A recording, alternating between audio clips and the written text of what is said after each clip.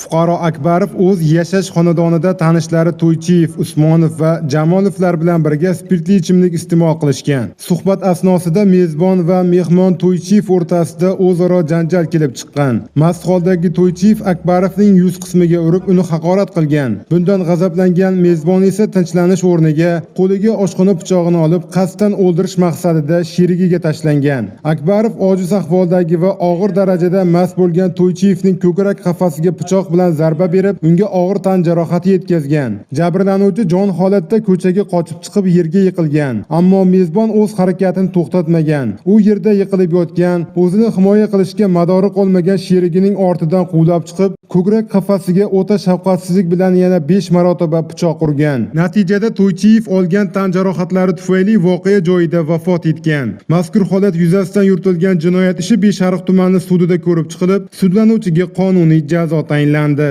Sudlanuvchi Akbarov marhum To'ychiyev va boshqalar bilan birga xonadonida ko'p miqdordagi spirtli ichimliklar iste'mol qilib, o'ta darajada mast bo'lgan To'ychiyevni oshxona pichog'i bilan o'ta shafqatsizlik bilan qasddan o'ldirganlikda aybli deb topilib, unga Jinoyat kodeksi 97-moddasi 2-qismi VJ bandi bilan 16 yil muddatga ozodlikdan mahrum qilish jazosi tayinlandi.